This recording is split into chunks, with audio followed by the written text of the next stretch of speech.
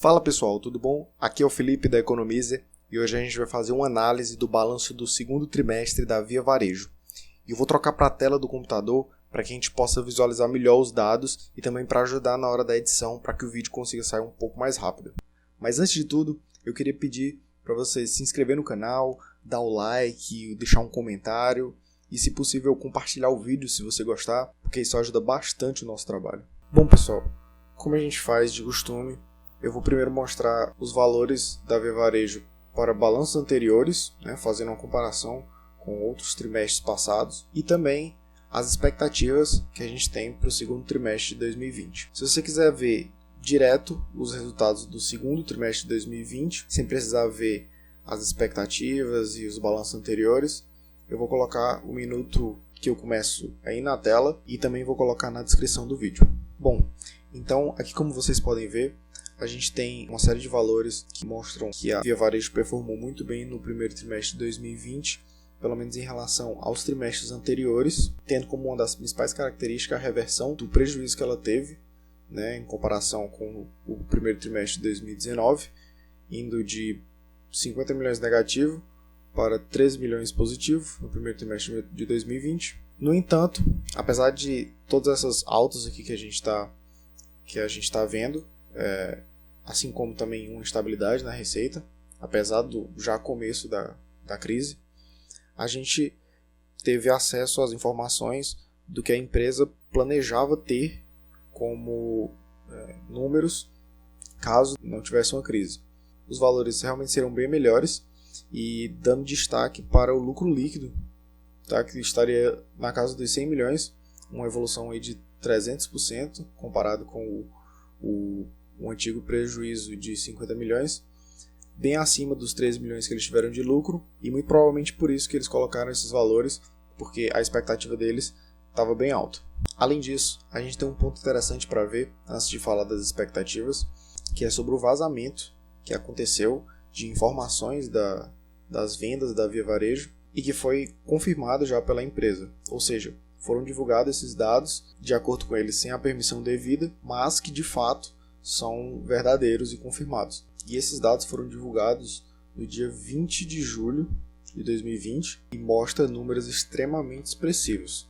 A gente pode ver aqui na natureza dos dados que se trata do crescimento de vendas do First Party B2C, que seria basicamente as vendas de estoque da Via Varejo através do canal online para o consumidor, como a gente está vendo aqui no período comparativo, é referente ao segundo trimestre de 2020. A gente consegue ver a magnitude expressiva do crescimento das vendas, e um ponto bem importante em relação a isso é a possibilidade da Via Varejo ser punida por essa divulgação de resultados. A CVM atualmente está fazendo uma investigação para saber qual a causa real dessa divulgação, se foi para o benefício próprio de alguém ou se foi apenas uma falha de comunicação dentro da empresa.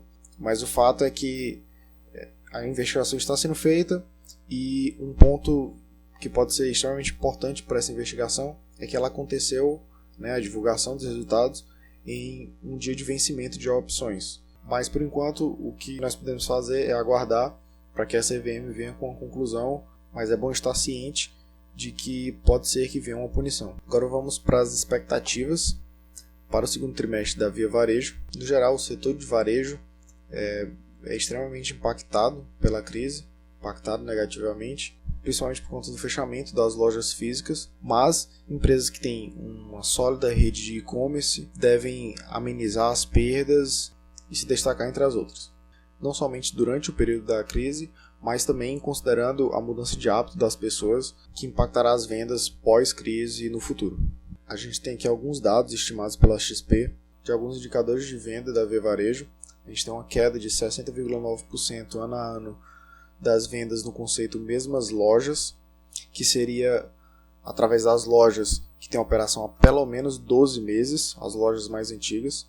A gente tem uma expansão no GMV de mais 288,7% ano a ano para a operação online.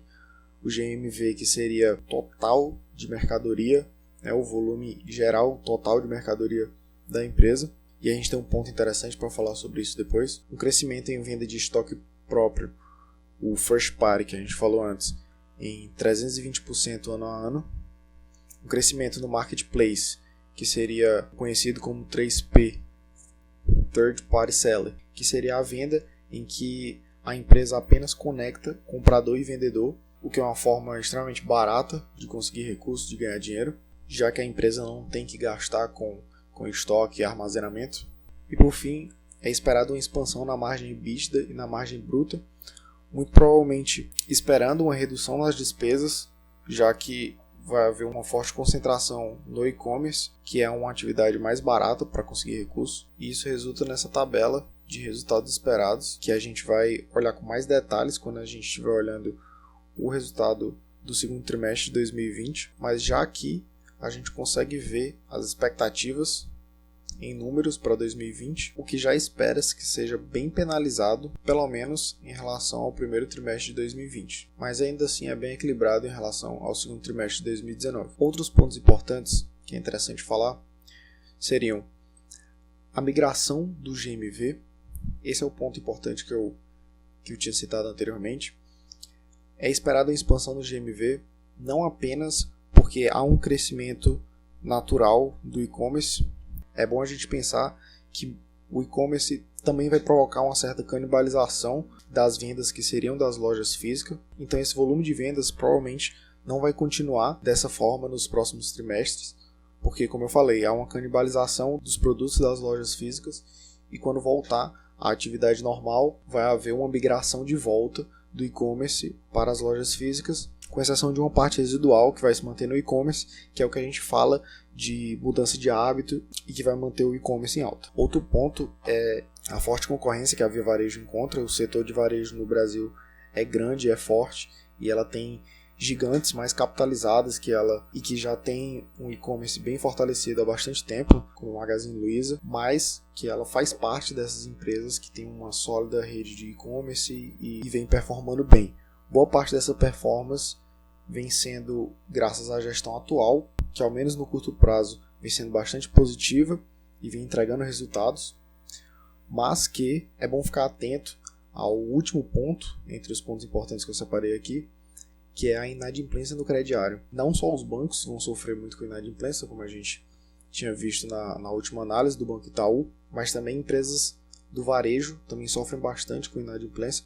E como a gente falou lá na análise do Banco Itaú, a inadimplência não necessariamente vai aparecer agora, pode ser que ela apareça nos próximos trimestres, talvez remanescente até no próximo ano, e isso pode atrapalhar bastante no balanço da empresa. Basicamente, esses são os pontos que a gente espera ver no balanço, e a nossa análise sobre o segundo trimestre de 2020 vai ser olhando esses pontos e vendo o que bate e o que ela superou, o que ela veio bem pior e quais os motivos disso. Por fim, a gente tem apenas a título de informação uma atualização do preço-alvo da XP para R$ 28.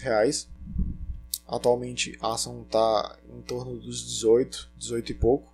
Então é uma previsão bem acima, e essa previsão é baseada no cálculo que eles fizeram utilizando o Discounted Cash Flow Model, né, o modelo de fluxo de caixa descontado. Tá? Eu coloquei aqui os dados apenas para caso alguém queira reproduzir ou entender quais foram os parâmetros que eles utilizaram, e o método de valuation também de múltiplo alvo de 15 vezes o EV sobre o EBITDA. Eu também coloquei aqui os valores para vocês poderem tirar suas próprias conclusões sobre os valores que eles utilizaram. Bom, pessoal, agora pulando para os resultados de fato do segundo trimestre, a gente tem aquelas duas tabelas com as expectativas, e a gente vê que na tabela, onde nós olhamos principalmente os resultados contábeis, nós tivemos uma baixa expressiva apenas na receita líquida, sendo que nos outros indicadores a Via Varejo performou muito bem, o que representa eficiência em converter a receita em lucro. Sendo assim, acontece algo parecido, um pouco parecido com o que a gente analisou lá na Petrobras, em que a receita realmente veio abaixo do que o mercado esperava, do que a expectativa, mas que a empresa conseguiu performar melhor mesmo com essa receita abaixo do esperado, ou apresentar uma qualidade maior no desempenho. E como a gente falou anteriormente, provavelmente essas margens elevadas e esse alto desempenho de lucro mesmo com a receita abaixo vem da redução nas despesas em virtude do e-commerce, que é um método de venda, um método de conseguir recursos da empresa bem mais barato do que as lojas físicas, e que provavelmente influenciou nesse alto lucro líquido. A respeito das expectativas estruturais, a gente vê uma leve baixa em alguns números nas expectativas. A gente realmente está vendo mais números vermelhos do que verdes, só que é importante olhar para o valor nominal desses números, ou seja, eles continuam altos, não é algo que fugiu à tendência da expectativa. Realmente houve uma forte migração, como a gente esperava, do total de mercadorias para o e-commerce. Tanto a modalidade 1P quanto 3P cresceram bastante. Quanto às mesmas lojas, eles decidiram fazer uma análise específica para elas. No caso da venda de lojas, em geral, houve uma queda de 63% em virtude dos fechamentos das lojas, mas eles fizeram uma análise voltada apenas para as mesmas lojas, que são as lojas operando há pelo menos 12 meses, como a gente já viu antes, e considerando o mesmo período de utilização das lojas, enquanto as lojas estavam abertas, do ano passado e desse ano, eles identificaram um aumento nas vendas em 23%. Ou seja, eles tentaram criar uma base comparável e viram que as lojas performaram melhor nesse trimestre do que no trimestre do ano passado. O máximo que se pode tirar dessa análise, além de, claro, que influencia positivamente no resultado contábil, é que sim, existem pessoas que não migraram 100% das lojas físicas para o e-commerce e provavelmente quando essas lojas voltarem vai haver um fluxo maior do que o normal para a loja física, já que num período comparável houve um crescimento sem razão nenhuma e inclusive existe um certo medo das pessoas, de algumas pessoas em talvez ir até essas lojas para comprar, e mesmo com esse medo eles identificaram que houve um crescimento aí de 23% em relação ao ano passado. Já o número mais expressivo dessa tabela é o crescimento na margem bruta.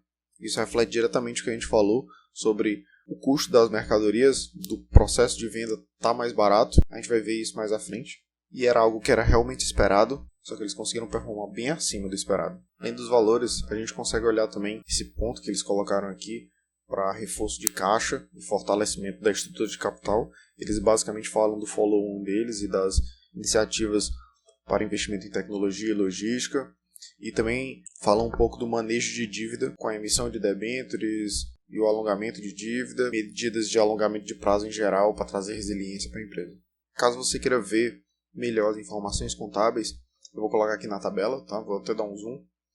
E aqui a gente consegue ver um dos principais fatores para que eles conseguissem apresentar esse resultado positivo, pelo menos em relação às margens e a lucro. E a gente consegue ver que está muito em cima aqui do custo das mercadorias vendidas. Eles tiveram um acréscimo de 21,5% comparado ao ano passado, fazendo com que mesmo que a receita tenha caído, o lucro bruto tenha sido bem superior, como a gente consegue ver aqui. Bom, pessoal, e também é válido, antes de concluir a análise sobre a empresa, que você dê uma olhada um pouco na variação da cotação durante esse trimestre, tá? Esse período que é recortado apenas de maio a julho, referente ao segundo trimestre, e a gente vê que houve uma evolução muito forte no preço das ações. Ela foi aqui praticamente de R$ 6,00 para os 20, tá? Dando uma ressalva para onde está essa seta azul aqui, que indica o momento em que houve o vazamento.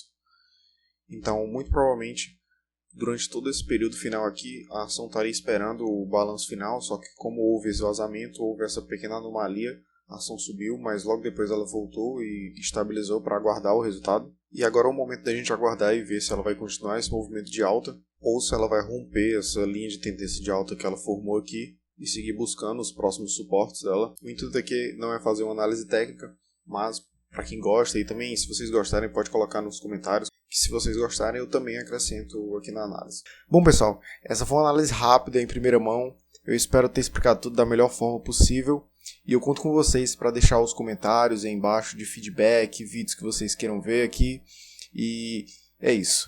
Valeu, um abraço.